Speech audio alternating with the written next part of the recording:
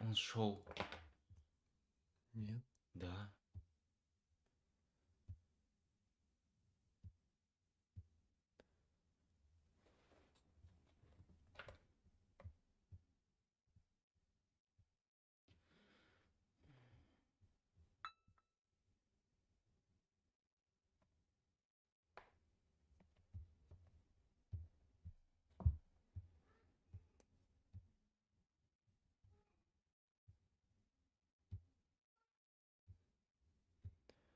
Салам алейкум, хурматлы милләттәшләр. Так, напишите, пожалуйста, слышно меня или видно. И начнем тогда.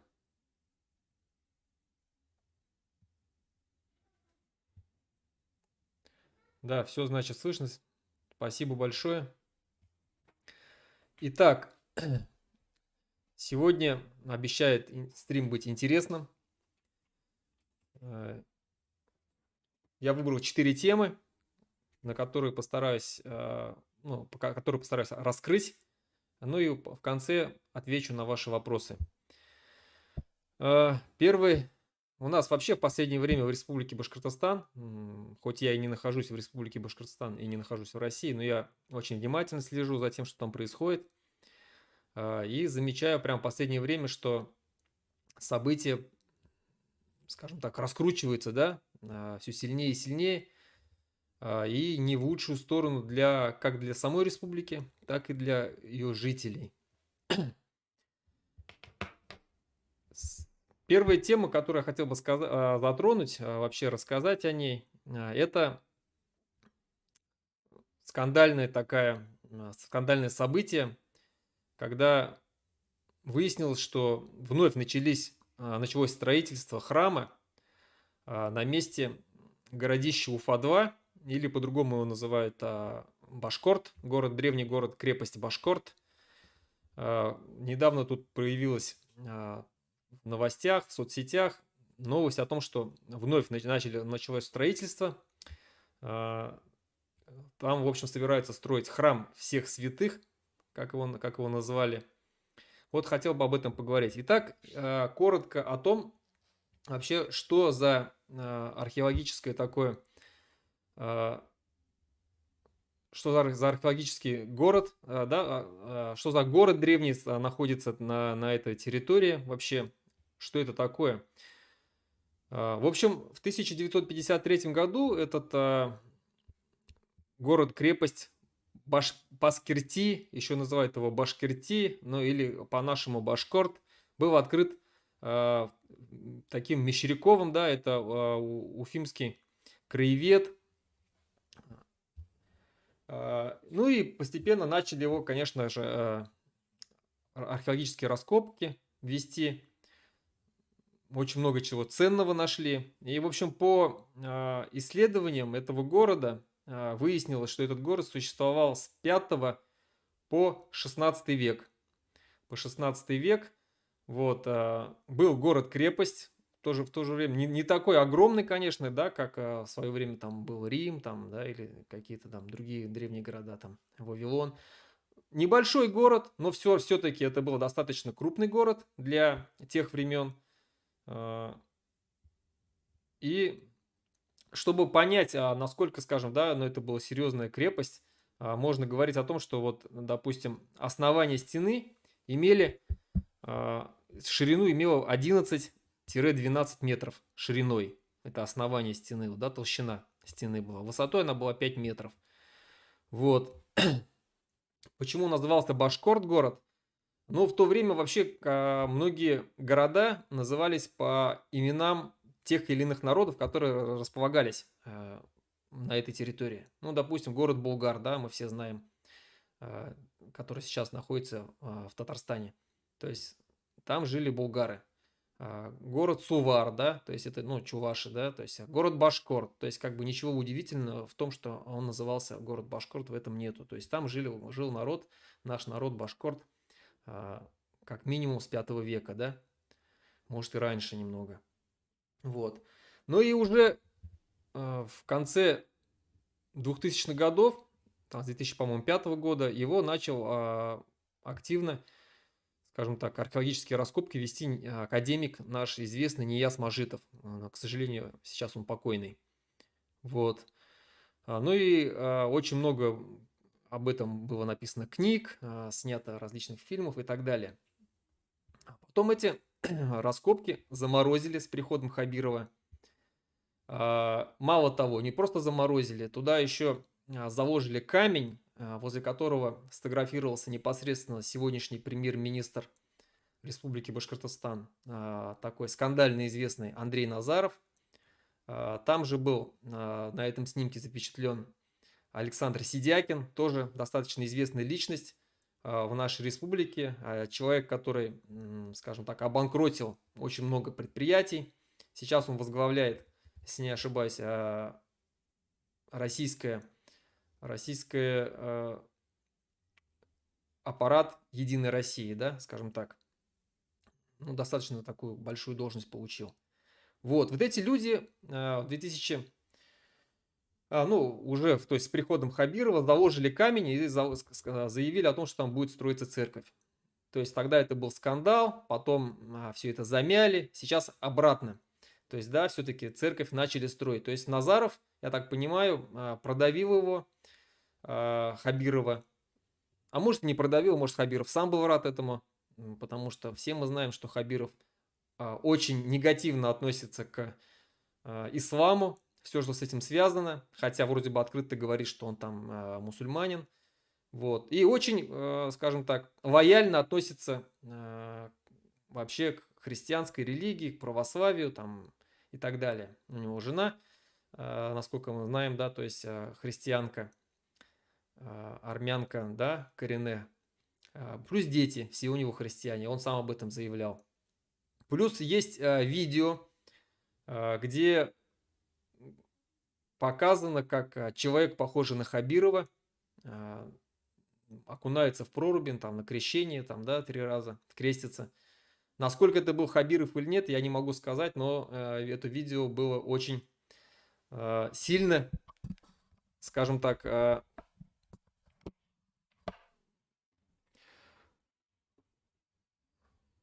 очень сильно по различным пабликам, по различным соцсетям распространилось, да, вот. Так вот, о чем это говорит? Я так посмотрел, проштудировал, сколько...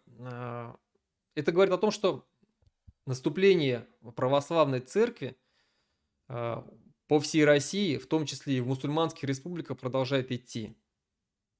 Очень много строится храмов, там каждый день там какая-то там цифра была огромная, по-моему, что-то 200, что ли, храмов ежедневно строится там по территории всей России.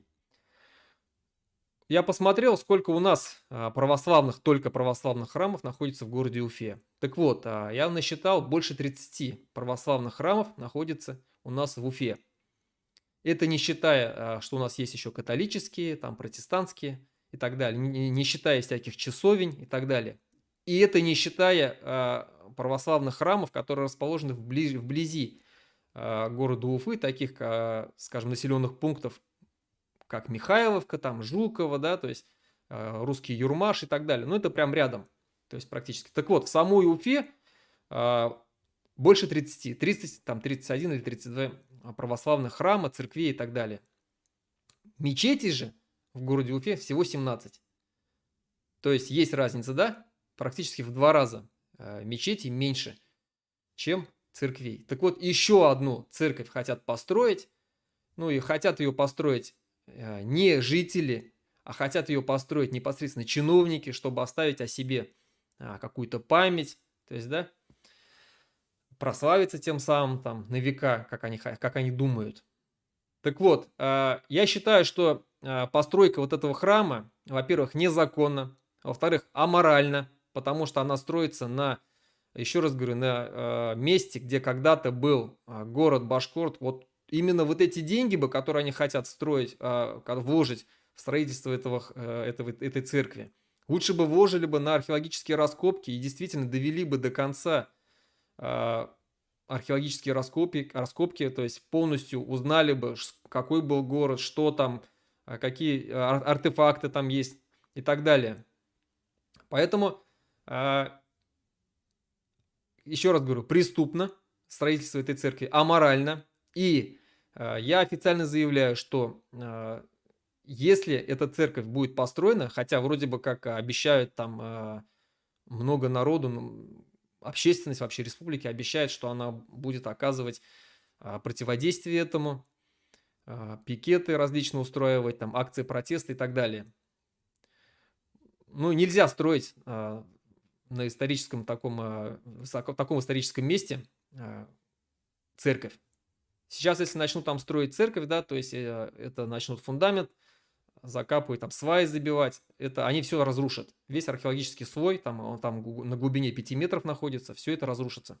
Так вот, я заявляю о том, что как только Республика Башкортостан получит независимость, мы эту церковь, мы ее не снесем, мы ее перенесем сразу же с этого места, потому что она там не должна стоять. А всех, кто был причастен к строительству этой церкви, все они будут наказаны, ну, соответственно, да, законным порядком. Так вот, Назаров, если хочет себе построить какую-то церковь, пожалуйста, покупай участок, строй, но не там, где находятся какие-то исторические места. Я думаю, что эту тему мы уже как бы обсудили, да, то есть по поводу храма на месте Башкорт. Меня еще что удивляет, то что наши историки молчат. Общественность, да, то есть бурлит, говорит об этом, то есть это простые жители. Какие-то ломы, да, лидеры общественного мнения, историки наши об этом молчат абсолютно. То есть никаких заявлений, никаких петиций, никаких, ничего нету, абсолютно никаких. Почему? Что такое? Что случилось? Да, я понимаю, сейчас время такое, когда там любой протест там могут исказить, завести уголовное дело, объявить врагом народа и так далее. Но есть такие вещи, где, как говорится, нельзя заднюю давать, да? Есть где нужно стоять до конца, твердо и до конца. Вспомним, пожалуйста, пример Рами Гарипова, когда пытались башкирский язык вообще убрать из Республики Башкортостан. Рами Гарипов, это при советской власти, когда там гонения были страшные на всех инакомыслящих. Рами Гарипов организовал митинг, собрал интеллигенцию, и интеллигенция пришла башкирская, и смогли добиться, чтобы башкирский язык остался. Почему сейчас наши историки не могут этого сделать? Где Кульшарипов? Где Амантаев? Где Азнабаев? Где наш Рамиль Рахимов, такой историк, который сейчас возглавляет общественную палату? Тот, который ездил в Стерлитамакский башкирский драматический театр и пытался надавить на артистов этого театра, когда они поставили спектакль о Кисябеке. Пытался на них давить, говорить, что ваш спектакль разжигает межнациональную рознь, исторически он неверный и так далее. Где историк Булат Азнабаев, который давал свое, скажем так, экспертное заключение, в кавычках, да, о том, что организация Башкорт проводит неправильные иены. Что на самом деле они не иены, настоящие иены это те, где проводятся только где родовые иены, да, где дают присягу на Коране, что вот только род собрался башкирский какой-то, провел иену, вот это можно считать иеном. Вот такое экспертное заключение он дал. Почему сейчас он молчит? Или что, всем плевать на то, что когда-то здесь был город? Этот город известен давным-давно. Когда-то, я еще раз говорю, это был город Башкорт, потом его называли Имян-Кала, потом его снесли после того, как хан Тахтамыш прошелся, да, то есть огнем и мечом по всей Золотой Орде. Но нужно же помнить и чтить нашу историю. Так что вот я еще раз говорю, что если будут строительство этой мечети, этой церкви, извините, если будет строительство этой церкви на городище, да, Уфа-2, то если наша общественность не сможет добиться того, чтобы эту церковь не строили, то мы потом ее уберем оттуда. Вот. Следующее, что я хотел обсудить, это такое громкое событие было, да, у нас недавно. Это группа молодых людей прошлась по центру Уфы с криками «Россия для русских, Москва для москвичей». Причем здесь Москва вообще непонятно, конечно, но это просто такая, скорее всего, знаменитая кричалка, которую они использовали, да. Так вот, почему это происходит у нас в Уфе? Вроде бы мы с русскими вот этими нацистами давным-давно покончили, так думали. Напомню, кто не знает или кто забыл, что в 2013 году в Уфе прошел русский марш. Я тогда был в организации Кукбуре. Организация Кукбуре тогда сделала протест, там заявление протестное, да, но ограничилась только тем, что вот сделал протестное заявление и все. Ну, но шум стоял сильный. Там такие интернет-баталии были в интернете, в социальных сетях. Вот. Скажем так, после этого, хотя я лично, я и часть других, кто входили в Кукбуре, мы были против того, что просто ограничиться заявлением. Мы предлагали прям выйти целой организации, не дать провести этот русский марш. Но у нас был председатель Азат Сальманов. Он сказал, что нет, ладно, пусть проводят. И они провели. То есть им тогда все одобрили, власти все одобрили проведение. И там более 500 человек там прошлось в Черниковке до ДК химиков. В следующем году, в 2014 году, когда уже мы вышли из Кукбуры и создали организацию Башкорт, вот тогда уже мы конкретно и четко заявили, сделали заявление о том, что потому что русские националисты вновь собрались проводить русский марш, окрыленный успехом прошлого года, сделали заявление, подали заявку. Эту заявку им в очередной раз одобрили на проведение этого марша. Ну и мы сделали заявление, уже организация Башкорт, о том, что мы не дадим провести русский марш. Мы сделаем все возможное, законно и незаконно, чтобы этот марш не состоялся. Ну и мы сделали. В итоге марш не состоялся. Многих тогда нас всех арестовали. Как и, кстати, и русских националистов, многих лидеров арестовали. Нас многих арестовали. Мне тогда, помню, 5 суток дали ареста. Насколько я знаю, что тоже был большой скандал в интернете, там большие интернет-баталии, оскорбления друг друга по религиозному там, и по национальному признаку. В общем, конфликт назревал очень сильный. И даже прислали, как мне потом сказали, да, прислали из Москвы какого-то определенного там человека, который непосредственно курировал, управлял вот этой операцией по недопущению по недопущению вот этого возможного конфликта, который мог произойти между организацией Башкорт и русскими националистами. Ну вот в итоге они сделали что? Они просто арестовали и нас, и их.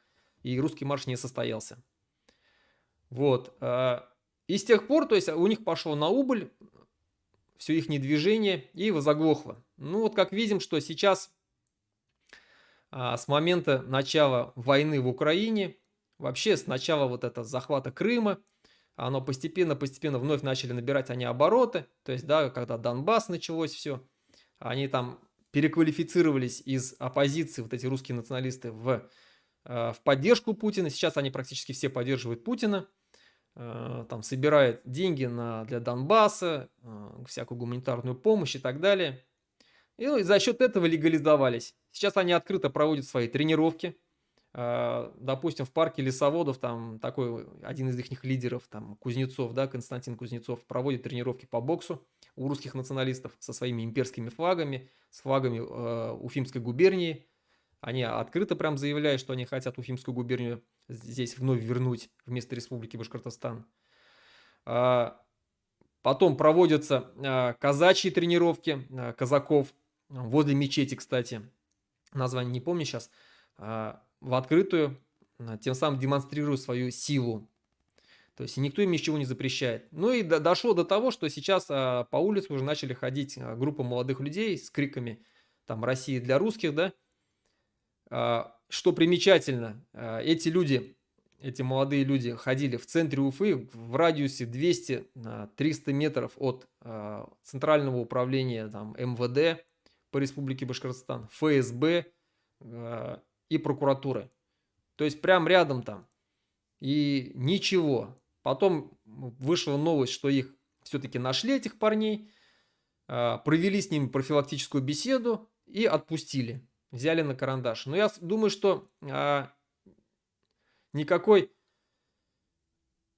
взятия на карандаш не было, потому что они уже изначально были на карандаше. Эти люди, которые, ну это мое личное мнение, которые все это организовывают, это очень тесно связано со спецслужбами. Вот эти вот последние события, что в Татарстане, да, вспомним, да, когда там в каком-то лицее татарском заставляли детей, татарских детей петь песню «Я русский». Сейчас там проходит такой, там есть Щеглов, известный русский нацист, который сейчас там проводит тоже онлайн-съезды такие, да, собрания, где говорит о том, что татары вы здесь, в Республике Татарстан, не главный народ, что русских здесь больше, ну, в общем, что татарский язык не нужен и так далее. Вот это вот все, и с учетом того, что у нас здесь в Уфе было, все это политика, идет политика из Москвы, потому что нас стараются, это наше национальное движение, свести на нет до конца. Все это идет к тому, что в конечном итоге наши республики будут ликвидировать. Я так считаю. Все к этому идет. Потому что национальные республики им не нужны. Они им как кость в горле. Пока есть национальные республики, национальные движения существуют. Существует национальное движение, существует вообще движение за права, за свои права национальные, за свою историю, за свою культуру. Не будет национальных республик. Будет Уфимская губерния, будет Казанская губерния, да? Будет там Чебоксарская губерния. Все уже будет намного сложнее нам всем, я имею в виду народам, коренным народам, отстаивать свою идентичность, свои национальные права. Поэтому все это идет вот именно к тому, о чем я сказал. И все вот эти люди, все вот эти нацисты, националист вообще это, конечно, хорошее слово. Это человек, который борется за свои права, за свою историю, культуру, за свой язык. Но хочу напомнить, мы спорили постоянно с русскими националистами, с ними встречались, спорили, когда они говорили, что пытались нам объяснить, что русский марш, как бы здесь это ничего в этом плохого нету. Мы им пытались объяснить, что русский марш, что такое марш? Да, марш это, ну, шествие победителей. Но кого вы здесь победили? Вы нас, что ли, победили здесь? Зачем вам нужно проводить какие-то русские марши? Если они говорят, мы как бы хотим тем самым поднять проблему русского народа. Я говорю, хорошо, проводите митинги. А для этого есть такие формы, как митинг, пикеты. Пожалуйста, там заявляйтесь. И там, пожалуйста, там высказывайтесь со своих проблем, поднимайте, говорите. Но зачем, для чего проводить именно русские марши? Мы знаем, как в Москве проходят русские марши. С какими криками, с какими лозунгами. Для чего это нам здесь в Республике Башкортостан нужно? Здесь не... И здесь же не русские города, да, чтобы проводить русские марши. Здесь титульный народ башкиры. Кстати, в Татарстане там очень часто проходят русские марши. Им дают добро на это. Там, конечно, у них сложнее. Там русские националисты более сильны, чем в Республике Башкортостан. Но, как я понимаю, так сейчас хотят наши местные МВД, ФСБ, чекисты догнать Татарстан в этом. Кстати, напомню, что в Татарстане стоит на берегу Волги, да, возле Казанского Кремля стоит большой такой монументальный памятник воинам, русским воинам, погибшим при взятии Казани. Да, вот представляете, насколько вот это вот бесстыдство, да, насколько это позорно для татарского народа, вот не то, что позорно, да, насколько им обидно, да, что вот стоит такой памятник, и сколько бы там с конца 80-х годов татарская общественность требует поставить такой же памятник воинам, татарам, которые погибли при обороне Казани, им так и не дают. Сколько лет прошло, до сих пор никто им не дал разрешения на строительство такого монументального памятника погибшим воинам при обороне Казани татарским. Так что политика, ну здесь как бы, да, очевидно политика – это продолжение усиления православия, внедрение христианства в наши мусульманские республики. Ну и все, кто... Сейчас, кстати, у них это очень удобно получается, успешно получается внедрение вот этого всего, да, строительство храмов, там, подавление национальных каких-то сил. Почему? Потому что все национальные силы практически разгромлены. Последняя крупнейшая организация Башкорт была закрыта. Сейчас осталась одна организация, по-моему, национальная. Я имею в виду те организации, которые независимые. Это патриоты Башкортостана. Там в основном пожилые, наши аксакалы собраны. Вот, и все. Нету других больше национальных организаций. То же самое и в Татарстане. Так что, очевидно, цель всех тех людей, кто это делает. Я уверен, что такие провокации будут продолжаться. Что они эти добивались? Возможно, добивались того, что найдутся люди, которые начнут избивать этих людей, этих, да, нацистов, да, которые кричали такие лозунги. Потом, естественно, бы те, кто это сделал, посадили бы в тюрьму, сделали бы процесс громкий, что вот башкиры бьют русских. Вот. Ну, перейдем к следующей теме по поводу электронных повесток. Тоже, да, очень такая громкая, жаркая тема. Кто не знает, да, у нас Дума в течение там 30 или 40 минут приняла сразу в 3 чтениях закон об электронных повестках вот этих. Путин, кстати, уже подписал этот закон. Так вот, по поводу этого, по этому закону, если человеку пришло на госуслуги электронная повестка, он обязан явиться в военкомат. В течение 20 дней, если он это не сделал, неважно, видел он эту повестку электронную, открывал вообще он госуслуги, заходил он туда или не заходил, вообще неважно. Если в течение 20 дней человек не явился в военкомат, на него накладываются определенные ограничения. Ограничения в правах, да, то есть такие ограничения, как выезд за границу, сразу же закрывается.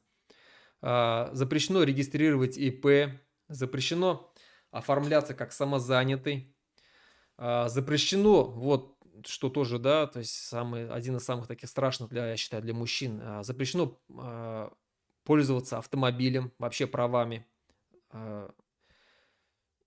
запрещено, то есть регистрировать какие-то автомобили, запрещены сделки с недвижимостью, запрещено брать кредиты, какие-то займы. То есть, ну, серьезные достаточно ограничения. Это о чем говорит? Это вот, когда говорят о второй волне мобилизации, тут не надо подразумевать о том, что, скажем так, это будет та же самая мобилизация, как была в сентябре месяце. Я думаю, что такой уже не будет. Сейчас вот будут именно вот такими способами забирать людей, и тем самым наберут ту массу пушечного мяса, которая им так нужна. Поэтому что нам в этом случае надо делать? Пока еще есть время, я считаю, что те люди, которые считают, что они могут попасть под эту мобилизацию, да, как таковую текущую мобилизацию, потому что как таковая она и не завершалась. Эта первая мобилизация, она не выходило никакого указа о том, что она завершена. Так вот, что делать? Я считаю, что если человек считает, что его могут забрать, он должен уехать, чтобы сохранить себя. Мы видим, как быстро умирают в Украине наши ребята из Уфы. Из Республики Башкортостан вообще, да? Очень быстро. Сейчас я напомню, никто не знает, кто может, что Республика Башкортостан занимает первое место по Приволжскому федеральному округу по количеству убитых. На сегодняшний день по количеству убитых на войне в Украине. На сегодняшний день их более 600. Это только официально. Неофициально, если смотреть различные видео, что там происходит. Я так частенько смотрю, наблюдаю, и там какие боевые действия идут. И видно прям, да, что в полях лежат трупы, уже почерневшие, там закопанные половина в землю, никто их не достает. Э, Не факт, что это могут быть те же самые наши люди из Башкортостана. Так вот, первое место по Приволжскому федеральному округу. За год войны в Украине из Башкортостана погибло в 2 раза больше людей, чем за 10 лет войны в Афганистане. Да, вот тут правильно пишут, спасибо Хабирову за 200-е. Да, это Хабиров. Хабиров очень старается понравиться Путину, угодить Путину тем, что вот из Башкортостана очень большое количество людей там воюет. Так что, если есть возможность уехать за границу, если есть загранпаспорта, нужно это сделать. Нужно уехать. Когда некоторые начинают думать о том, что вот, как они тогда будут оплачивать там кредиты, как они будут заботиться о своих семьях. Но, извините меня, если вас отправят в Украину, вы тоже не сможете заботиться о своих семьях. Огромное количество, почитайте в интернетах жалоб, в комментариях пишет там и Хабирову, и различным другим чиновникам о том, что нет выплат, не знают, чем платить за квартиру, не знают, чем платить за кредиты, не знают, чем платить за ипотеку, не знают, чем кормить вообще детей. Вот. Точно так же вы будете лишены возможности заботиться о своих семьях. Это если еще вы живые будете. А если вы умрете? Ну, выплатите там какую-то определенную сумму, и все. А дальше что? Дальше жена будет сама одна нести на себе груз, поднимать детей, вести хозяйство. А если вы инвалидом вернетесь, да, представляете, вот там, без руки, без ноги, там, инвалид первой группы, там, прикованный к коляске к инвалидной, не дай бог, конечно, да, тоже, как вы сможете заботиться о детях? Никак. Не лучше ли тогда действительно уехать куда-нибудь за границу, переждать это время, там можно работать, оттуда можно посылать деньги. Логически же так. Если у вас нету загранпаспорта, то нелегально, конечно, можно будет перебраться в такие государства, как Балтийские, да, Эстония, Латвия, Литва, и там податься на политическое убежище, если есть, конечно, для этого основания. В других вариантах я бы не советовал бы переходить нелегально границы, потому что, скорее всего, вас выдадут обратно. Казахстан точно выдаст. Белоруссия, ну и там об этом вообще говорить ничего не стоит. Грузия, Армения, ну не знаю, 50 на 50, как говорится, 50-50. Если как бы за границей нет желания уезжать за границу и так далее, ну тогда надо прятаться. Прятаться по деревням, устраивать какие-то, я не знаю, там в лесах, в горах. Слава богу, у нас природа Башкортостана очень богатая, на леса, на горы. Можно устраивать какие-то там землянки, какие-то схроны. Главное переждать вот это лето. За это лето произойдут события такие, которые кардинально повлияют на вообще всю войну в Украине, на весь этот конфликт. Ожидается большое наступление украинских войск. Я считаю, что по итогу этого наступления будет ясно, когда закончится война и вообще в каком положении окажется вообще Россия. Поэтому сейчас пока лето, пока можно и в лесу пожить, не выдавая себя, и либо где-то там на дачах, где-то у дальних родственников. Ну, в общем, в любом случае надо прятаться от мобилизации, там делать нечего, действительно там делать нечего, это не наша война. Нам не надо умирать за Путина, за то, чтобы он подольше посидел у власти, за олигархов вот этих. Кстати, про олигархов я сейчас и перейду в следующую тему. Надеюсь, что все-таки те недальновидные люди, которые горели желанием ехать воевать в Украину, у которых в голове была вата, имперские все вот эти вот шаблоны, внедренные пропагандистами и российскими, и башкирскими нашими. У нас тоже, кстати, в Башкортостане есть пропагандисты свои. То я надеюсь, что они закончились. Сейчас, вот недавно там, да, отряд Ватан там пышно проводили, но его собирали несколько месяцев. Отряд. Отряд это, ну сколько, 100 человек.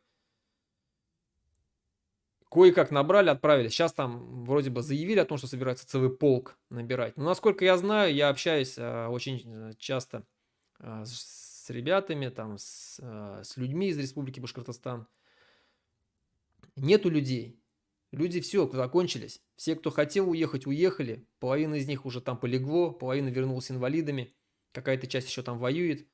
Но других больше нету. Никто не хочет ехать воевать больше добровольцами. Поэтому будут набирать именно мобилизованных. И, возможно, потом уже и действующих призывников. Ну, те действующих, кто срочников точнее. Так что война подходит к концу. Война подходит к концу. Россия напрягает последние свои силы. Максимум, что она сейчас может сделать, это действительно провести тотальную мобилизацию, закрыть границы и направить все это пушечное мясо в Украину. Ну и то это ее не спасет от поражения. Она обречена 100%. Где взять оружие, спрашивают. Хороший вопрос. Я не знаю, где взять оружие, но, насколько я знаю, за последние 10 лет, 20 лет очень много людей приобрело оружие как охотничье, по билетным, по охотничьим билетам. Очень много травматического, которого переделывали в огнестрельное. Если у вас есть желание найти, у человека, у которого есть желание найти оружие, он всегда найдет оружие. Я так считаю. Ну и последняя тема, которую я хотел бы обсудить, это тоже громкий такой скандал произошел недавно.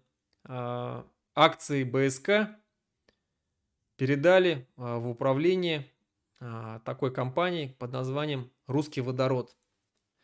Вот. Да, название само за себя говорит, да? «Русский водород». Башкирскую компанию передали вот в эту компанию. Так вот, тоже коротко предыстория вообще всей этой ситуации с БСК, с шиханами, да, с сырьем и так далее. В 2013 году, то есть до 2013 года, вместо БСК было ОАО «Сода». 67, по-моему, процентов принадлежало республике акций этой ОАО «Соды». 67. То есть, больше половины. То есть, она контролировала полностью все это предприятие под полным контролем Республики Башкортостан. Так вот, при Рустеме Хамитове именно, когда он проводил много различных мошеннических схем, когда он там вычищал башкирские кадры из разных сфер Республики Башкортостан, особенно почистили МВД, прокуратуру, очень много башкир среднего звена оттуда вообще повыгонял Хамитов. Вообще от рахимовских кадров он избавлялся очень сильно. Тогда же начали заходить к нам москвичи. Ну, хотя и раньше они там, да, уже как бы были, но не в таком количестве. То есть при Хамитове они вообще хлынули в республику, и начался дележ нашей оставшейся в собственности различных предприятий, да, то есть республиканских, начали их расхищать. Так вот, один из крупнейших вот этих мошеннических схем, когда увели одно из крупнейших предприятий Республики Башкортостан, это вот мошенническая схема с содой. Так вот, в 2013 году, еще раз говорю, 61% принадлежал республике и 34% принадлежало такому каустику. Там такой, насколько я знаю, там бизнесмен Мугинов, да, то есть возглавлял этот каустик. И какая-то часть там принадлежала простым гражданам, но очень маленькая. Вот. Потом соду эту присоединяют к каустику и переименовали в БСК. И вдруг неожиданным образом получилось так, что после этого у республики осталось 38% акций, а 62% акций перешло в кипрскую офшорскую компанию, да, Limited, да, то есть там, по-моему, Madison Limited. Вот. И ОАО «Башкирская химия». То есть каким-то таким чудесным способом, ловкость рук и никакого мошенничества, как говорится, раз, и у Республики Башкортостан осталось всего 38%, и она уже не могла контролировать, вообще управлять этим предприятием. Лишилась управления, да, лишилась контрольного пакета акций. Вот, владельцы вот этой вот То есть 38, остальные там 60 с лишним процентов уже перешли в частные руки. Так вот, эти частные руки, вот эти частники БСК «Сода» находились, жили они не в России, они находились, один человек находился в Швейцарии, там, в Чернов, там еще какую-то фамилию, я то сейчас не помню. Один в Швейцарии, один во Франции, и одна часть, как я уже сказал, там в офшорских кипрских компаниях. Вот. Ну и все мы прекрасно помним, что как только вот это произошло слияние, да, и когда Республика Башкортостан лишилась контрольного пакета акций, все, вот эти вот новые собственники БСК «Сода» перестали заботиться вообще о предприятии, начали просто выкачивать, тупо выкачивать из нее все ресурсы, не обновляли, не модернизировали производство, станки и так далее. Зарплата упала практически в 2 раза у рабочих там на БСК «Сода». Перестали заботиться о городе Стерлитамаке, хотя раньше БСК, вообще ОАО «Сода» очень хорошо заботилась о Стерлитамаке. Там в Стерлитамак поступали огромные деньги от этого, от «Соды». И он 2 года подряд, насколько я знаю, занимал первое место как лучший город России даже. Все, это все прекратилось. Перестали там, они финансировали раньше садики, там школы, там санатории и так далее. Все это прекратилось абсолютно. Мало того, дорога, по которой они возят, там канатная дорога, ну и плюс еще также грузовики различные транспортные ездят вот к Шахтау, откуда добывался сырье для этого завода. Там эта дорога была постоянно разбита, асфальт не ложили, мост, по которому, единственный мост, по которому ездили, который вот через реку Белую, он вообще находился в аварийном состоянии, потому что постоянно там грузовики ездили, груженные различным там материалом, да, для этого, для «Соды. И никто его не ремонтировал. То есть они вообще забросили, да, свои социальные обязательства, не перестали выполнять. Плюс выкачивались огромные деньги. Плюс вообще и закончилось тем, что, как мы все помним, да, они уже начали зариться сперва на Таратау, потом пришел Хабиров и такой важный: ах, я Таратау не отдам, там у меня недалеко похоронена мать, это он очень красивый памятник природы, но мы вместо него отдадим Куштау. Ну а для нас-то какая разница, да? Что Куштау, что Таратау, что Юрактау. Но это вот как 4 пальца там, да, Хабиров предлагал там отрезать вместо указательного пальца там мизинец. Для нас все пальцы важны, все горы важны. И начались протесты, которые закончились победой. Хотя мы помним, что Хабиров кричал там, да, выступая перед госсобранием Курултай, что не надо меня ломать, пугать, не надо подкупать там националистов, журналистов и так далее. Там бесполезно. Он пытался показать себя крутым мачо. В итоге что? В итоге мы его сломали. Все помнят эту картинку, когда он стоял униженный, мокрый, под дождем и просил прощения. Да, хватит, навоевались, ребята, давайте не будем воевать больше, я вам обещаю, никто на эту гору не зайдет и так далее. Естественно, это не его личное мнение было. Ему, насколько всем уже известно, ему позвонили с Кремля непосредственно и сказали: езжай, договаривайся, делай, что хочешь, но останови это побоище. И тут Путин решил воспользоваться этой ситуацией. Вот, выступил там, помним всю эту речь его, что да, там те люди, которые выступали в защиту горы, они были правы. Мы разберемся с этой ситуацией. В итоге что произошло? Произошло то, что все акции БСК «Соды» забрали в Росимущество. Там, обычно туда забирают, и там оно остается, то есть временно, да, если оно там хранится. В доверительное управление там передали какую-то часть там, да, Республики Башкортостан, успокоили народ тем самым, что вот контрольный пакет акций теперь у Республики Башкортостан. Республике Башкортостан вернули те их 38%, плюс дали там еще сколько-то, по-моему, сколько-то процентов, чтобы 51 стал процент, да, чтобы, то есть, контрольный пакет якобы был у Республики Башкортостан, но это дали, вот эти оставшиеся часть процентов, это не нам не в собственность дали, это просто поддержать, скажем так, да. Ну и в итоге потом пошли слухи о том, что эти акции хотят передать русскому водороду. Так вот, что и произошло. Русский водород, компания, образовалась в 2021 году, то есть через полгода, 3 февраля, через полгода после событий на Куштау, то есть создали компанию «Русский водород», возглавляет ее, находится, ну, в общем, эта компания принадлежит Ротенбергам, то есть всех знают, да, вот этих вот друзей Путина, олигархов.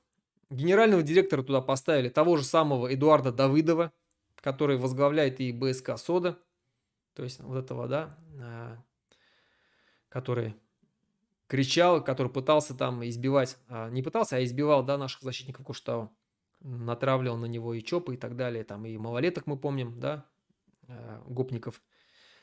Так вот, уставной капитал этой организации всего лишь 500 тысяч рублей. Представляете, да, организация, компания с уставным капиталом 500 тысяч рублей, 500 000. Что такое 500 000? Ну, даже однокомнатную квартиру в Уфе не купишь на эти деньги. Так вот, это сейчас эта компания владеет миллиардной компанией под названием БСК «Сода». Ну, что это такое, как не хищение снова, да? По идее, как должно было быть? Если Путин забрал, то есть как приказал как бы вернуть это в собственность, забрать точнее у этих олигархов это предприятие, он должен был, по идее, вернуть республике все наши проценты. То есть у нас как минимум должно быть снова 61%, как это было изначально до вот этой мошеннической схемы. Но нам не вернули те акции, которые у нас были. Нам вернули наши прежние 38% после мошеннической схемы, которые, да, остались у нас. 61, мы забыли про это 61. Все, их нету. Путин их не вернул нам. То есть нас снова кинули. Путин воспользовался вот этим конфликтом и отобрал у олигархов, да, которые точно так же не заботились об этой БСК «Соде», которые пытались разорвать нашу природу. Он забрал у них якобы, вот я у них забираю, там, народ, посмотрите, какой я молодец. Забрал у них и передал другим олигархам, своим, Ротенбергу. Вот что произошло. А как у нас не было наших процентов, так и нету. То есть, ну, есть 38%, но мы ни на что не влияем. У нас нету контрольного пакета акций, как у нас было до 2013 года. Хочу напомнить, кому принадлежат предприятия, крупнейшие предприятия Республики Башкортостан. Так вот, Башнефть, крупнейшее предприятие Республики Башкортостан, принадлежит Роснефти. Глава Роснефти Сечин, друг Путина, олигарх. Салават нефтеюрксинтез, крупнейшее нефтехимическое предприятие Республики Башкортостан, очень богатое. Когда оно было в собственности Республики Башкортостан, город Салавата был один из богатейших городов Республики Башкортостан. Каждый старался попасть на работу в этот Салават нефтеюрксинтез, потому что там платили хорошие бешеные зарплаты на тот момент. Так вот, сейчас им владеет Газпром. Газпромом владеет кто? Миллер, друг Путина, олигарх. Дальше. БСК, как мы сейчас выяснили, да, крупнейшее предприятие, крупнейший производитель соды в России, принадлежит сейчас Ротенбергам, олигарх, друг Путина. ОМПО, вот это наше, да, мотороприборное предприятие, где производят авиадвигатели, принадлежит Чемизову и Сердюкову. Олигархи, друзья Путина. УГМК, предприятие, которое полностью владеет всеми нашими недрами в Зауралье. Куда входит, в УГМК входит, ну там огромное количество, там более 50 предприятий по всей России, но из Республики Башкортостан в УГМК входят такие предприятия, как Башмедь, Учелинский ГОК, Бурибаевский ГОК, ну и Башкирский медно-серный комбинат. То есть все вот эти крупнейшие наши зауральские предприятия, которые добывают там, да, все наши полезные ископаемые, там медь и цинк и так далее, все это принадлежит УГМК. А УГМК принадлежит Искандеру Махмудову и такой Андрей Казицын. знаменитый вот этот вот олигарх, который, как мы помним, с Сибайским карьером, когда была проблема, он приезжал, обещал 200 миллионов рублей выделить Сибаю в знак того, что покрыть тот ущерб, который нанес вот этот горящий карьер Сибайский. Ну, знаменитый вот это, помните, да, было трагедия, да, в Сибае. Очень много людей уехало потом оттуда. Ну и кинул Сибай потом. Никаких 200 миллионов, ничего не было. Это о чем говорит? Что республику просто распродали. Распродали. Все крупнейшие наши предприятия принадлежат друзьям Путина, олигархам. Из республики выкачивают. Кто не знает, я напомню, что Республика Башкортостан до конца 2010 года была регионом-донором. Входила в десятку крупнейших регионов-доноров Российской Федерации. Мы не только обеспечивали полностью себя, мы обеспечивали другие еще регионы за счет нас, да? Обеспечивались другие регионы. Сейчас мы регион-донор. Сейчас, точнее, мы регион-реципиент. Мы сейчас не донор, мы, наоборот, просители. Мы сейчас живем за счет того, что нам дадут с Москвы. Какие подачки нам там кинут. Вот вам там столько-то миллионов на это, вот вам столько-то миллионов. И мы вынуждены просить постоянно. Свои же деньги, хотя у нас все выкачивается. Все эти предприятия на сегодняшний день зарегистрированы, крупнейшие предприятия, зарегистрированы не в Республике Башкортостан. Все они зарегистрированы в Москве. И, соответственно, и платят налоги тоже в Москву. Все. Республика Башкортостан лишилась огромной части доходов. Как это исправить? Когда Республика Башкортостан станет независимым государством, когда мы обретем независимость, мы вернем все предприятия, которые у нас хищническим способом отобрали, вновь в собственность Республики Башкортостан. Национализируем, проверим все вообще схемы, какие предприятия, как были приватизированы. Если какое-то предприятие, я сразу говорю, что не стоит бояться каким-то бизнесменам, которые честно купили те или иные предприятия в Республике Башкортостан. Им не стоит бояться. Если все было честно, предприятия у них останутся. Но если это были мутные схемы, мошенническим путем уведены предприятия, они, естественно, вернутся все в собственность Республики Башкортостан. Вот эти темы я хотел обсудить как раз почти час. Могу минут 15 ответить на вопросы, если есть. Сейчас я посмотрю. Задавайте вопросы. Много написали.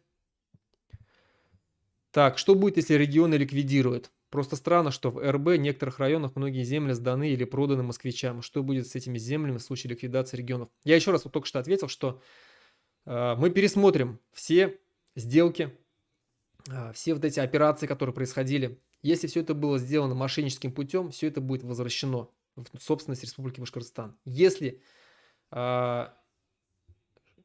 земли там или какие-то предприятия, какие-то заводы были куплены честно, и они работают и платят налоги в Республику Башкортостан, приносят доход, и там работают жители Республики Башкортостан, естественно, они продолжат работать. С ними ничего не будет. Так. Задавайте вопросы. Бесит гигантомания храмов. Если взять среднюю башкирскую деревню, стоит маленькая мечеть, это обычно небольшой дом, переделанный под мечеть, и рядом огромный храм, построенный с нуля гектаром земли. Конечно, РПЦ и Гундяев такой, да, сегодняшний патриарх, это мафия. Это мафия, огромная мафия, которая выкачивает большие деньги, строит, я еще раз говорю, по 200 храмов в день по всей России. Огромные бабки там у них. И они усиленно продвигают свою религию, православие. Я ничего не имею против православных, ничего не имею. Кстати, поздравляю всех православных с Пасхой, с Рождеством Христовым. Это большой праздник для них. Я имею в виду ту мафию, которая, кстати, вот этот и патриарх наш, да, Гундяев, не наш точнее, он не мой абсолютно, патриарх России, я имею в виду. Он благословил на войну, вот эту войну, да, вот эту захватническую войну против Украины. Это разве религиозный человек может такое себе позволить? Ну, как и наши имамы, как и наши муфти, которые, да, там объявили, что война нормальна, что можно воевать мусульманам. Так.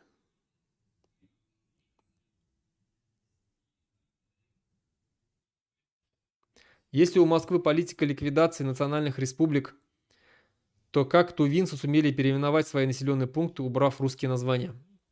Хороший вопрос. Меня это действительно это очень порадовало, что они так сделали. Но это ни о чем не говорит. Можно же ликвидировать республику и оставить, не знаю, там, Кызылординскую, а, Кызыловскую какую-нибудь там, да, губернию. Ну, будут там названия такие, но республики не будет. То есть это как бы ни о чем не говорит. Ну и напомню, что в Туве все-таки там подавляющее большинство, там, по-моему, 80 или 90% там живут тувинцы. Там русских практически нету. Находится он там на краю России, в глубинке. Там тувинцы хозяева на своей земле, где реально.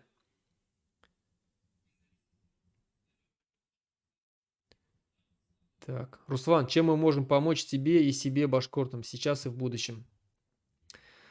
Чем можете помочь? Можно, в первую очередь, конечно же, надо просвещаться. Надо просвещать, надо пытаться. Я знаю, что огромное количество населения в Республике Башкортостан сегодня поддерживает и войну, верит Путину, верит пропагандистам. Надо стараться их переубеждать фактами, правдой, открывать им глаза, убедительно доводить до них, что ну, реально это не наша война. Зачем? Что делать башкиру в Украине? Украина находится от нас в несколько тысяч километров. От 2 до 3 тысяч километров. Башкиры вообще никак не соприкасаются с украинцами. Где Башкортостан, где Украина? Мы ни ментально, ни культурно, никак с ними не соприкасаемся. Абсолютно. Что они нам сделали такого, за что мы должны ехать их и убивать?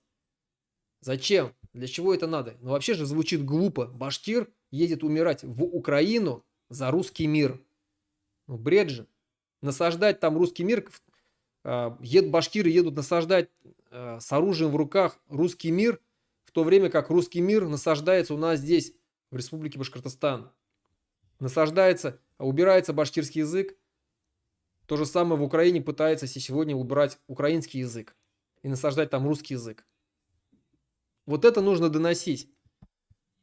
Вспоминать, как наши предки воевали за свои права и земли, сколько людей положили, сколько батыров полегло, сколько было казнено за то, чтобы мы здесь сегодня жили.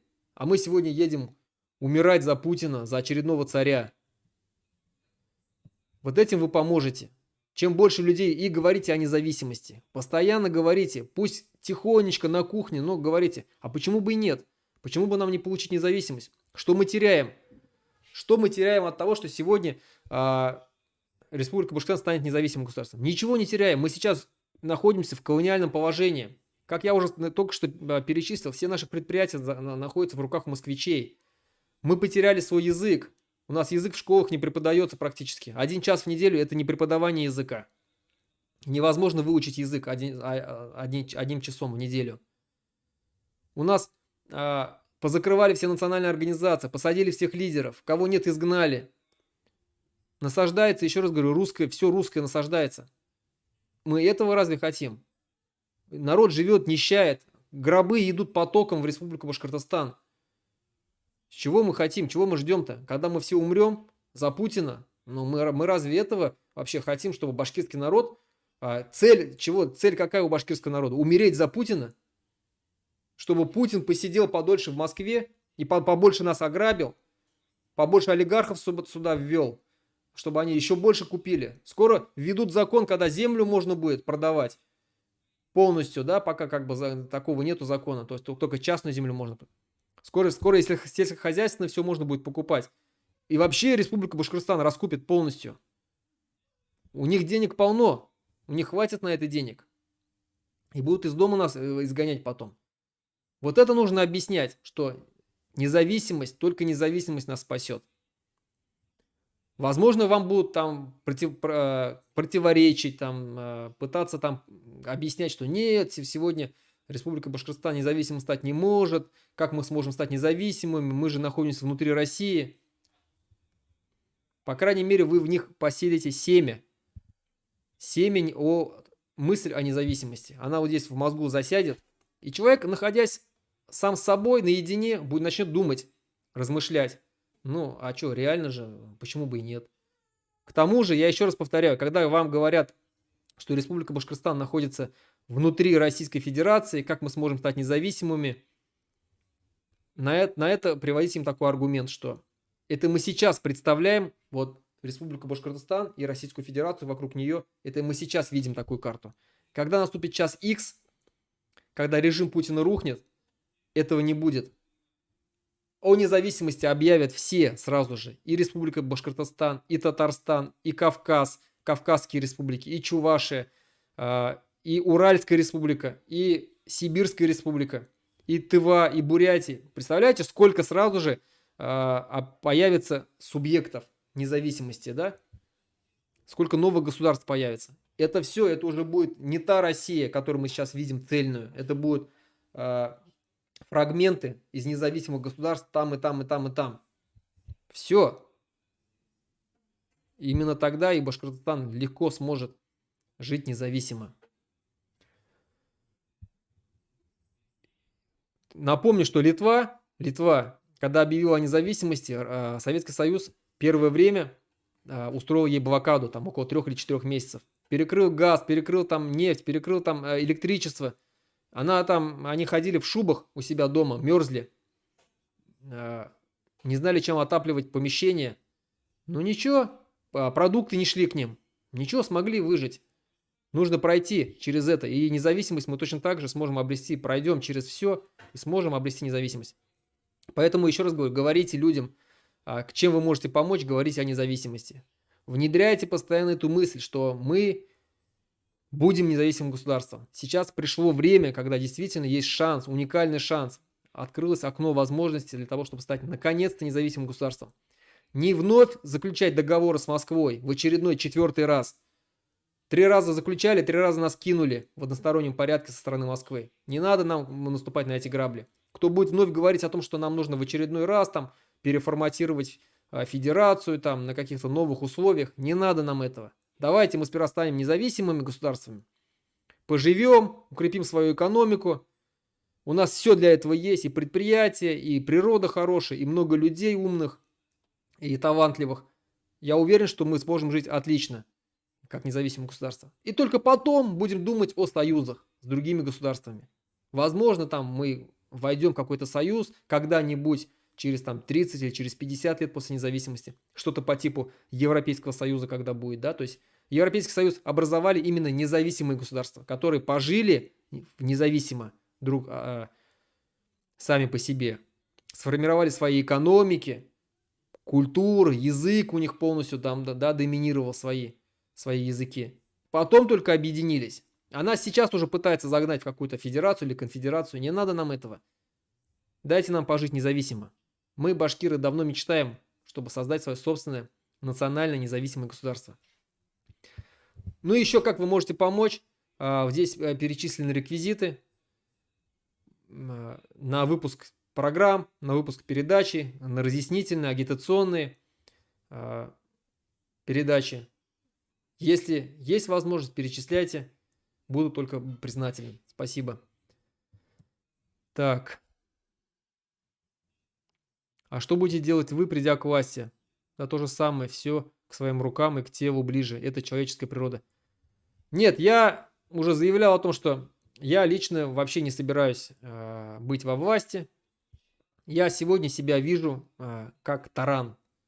Таран, который разбивает эту стену империи. И как только я ее разобью своими действиями, все. К власти я уверен, что придут у нас в Республике Башкортостан, в независимом государстве Башкортостан. Придут умные, талантливые, порядочные люди, таких много, которые достойны. Так что так. Так. Руслан, у вас есть ссылки на источники? Я хотел бы прочесть. На источники чего? Уточните, пожалуйста. В будущем независимом Башкортостане Хамитова тоже надо судить за действия, направленные против интересов башкирского народа и Республики Башкортостан. Но мы будем расследовать всех руководителей, не только Хабирова, конечно же, и Хамитова. И если там были преступные какие-то действия, которые вылились против интересов Республики Башкортостан и башкирского народа, и вообще всего многонационального народа Республики Башкортостан, конечно же, мы его привлечем к ответственности. Так.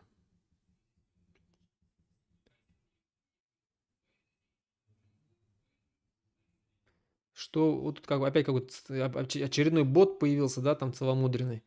Что будет в этом независимом Башкортостане? Зависимость от религии, зависимость от ваххабитов. Как обычно вы говорите, но ничего не продумываете. Нет, Республика Башкортостан будет светское государство, религия будет отделена от государства. Так что никаких ваххабитов, ничего нет. У нас и сегодня верующих не так много, как на самом деле кажется. Дай бог, если там 3% мусульман Республики Башкортостан стоит на намазе. Так.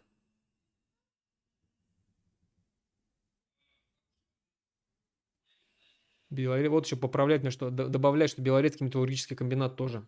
Да, то же самое, тоже у олигархов. Так. Оборонные предприятия останутся в республике? Все останется в республике. Я еще раз говорю, что империя рухнет, режим рухнет, мы ничего не будем должны Москве. Все, что мы ей были когда-то должны, мы ей отдали. Салам алейкум из Башкортостана. Валейкум ассалам. Спасибо за перевод, за донаты.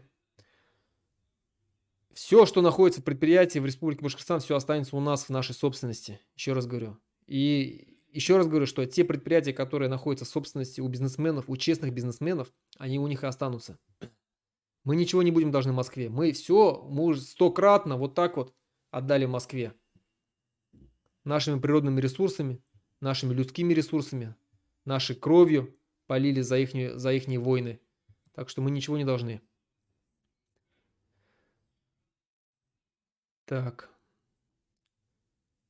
После развала России обязательства пенсионного фонда будут действовать на пенсионеров Башкортостана, которые платили взносы. Конечно, конечно, Республика Башкортостан возьмет обязательства, правительство, новое правительство Башкортостана независимого возьмет на себя обязательства за выплату пенсий и вообще всех социальных выплат, которые положены гражданам Республики Башкортостан.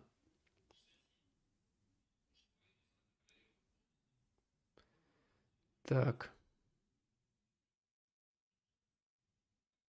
Интересно, будут поддерживать нас США? После распада Югославии некоторым националистам удалось осуществить за поддержку Запада, например, Хорватии. Не знаю, не знаю, будет ли нас поддерживать США.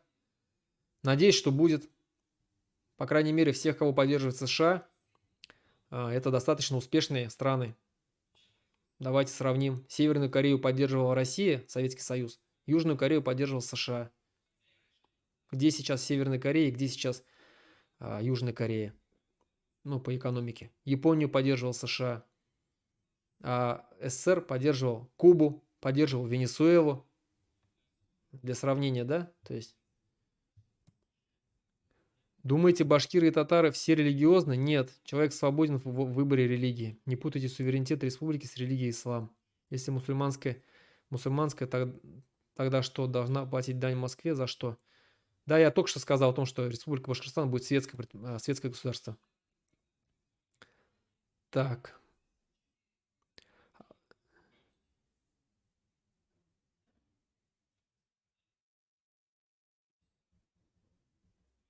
Руслан, у меня к тебе только один вопрос.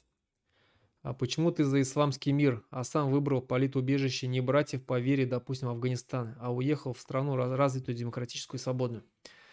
Хороший вопрос. Почему я именно... Я сперва уехал в Турцию. В Турции.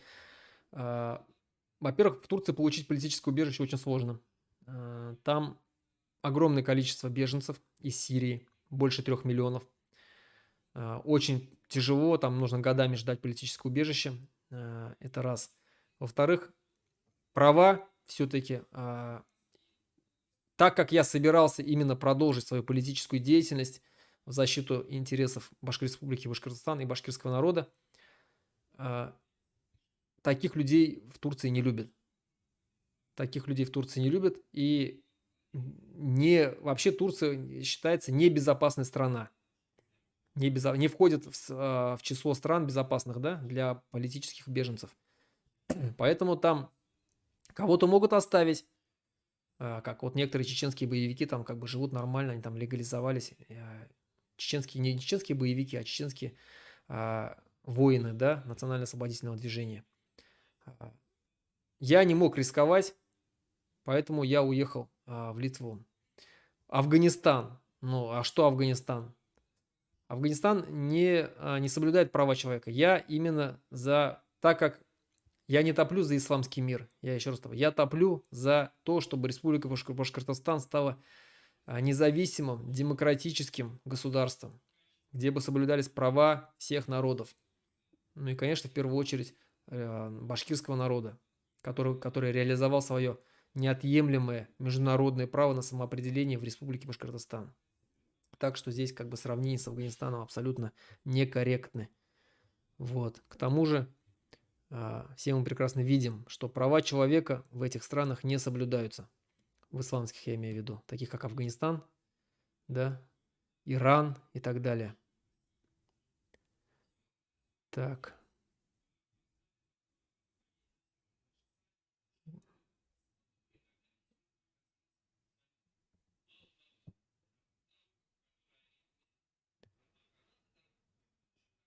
Так, ну все, я вижу, что здесь закончились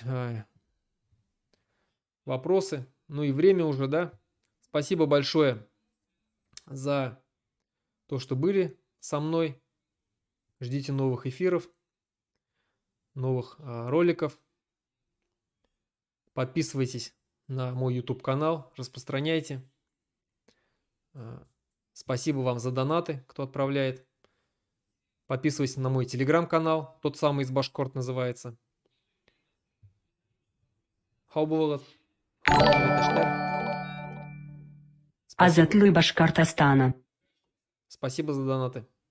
Рахмет. Всех еще раз поздравляю с тем, что сейчас идет священный месяц Рамазан, всех мусульман. Скоро у нас всех, кто держит пост. Дай вам сил, Аллах, терпения. Скоро, уже недолго осталось, 5 дней, да, и наступит священный праздник Ураза Байрам. Хаубулат.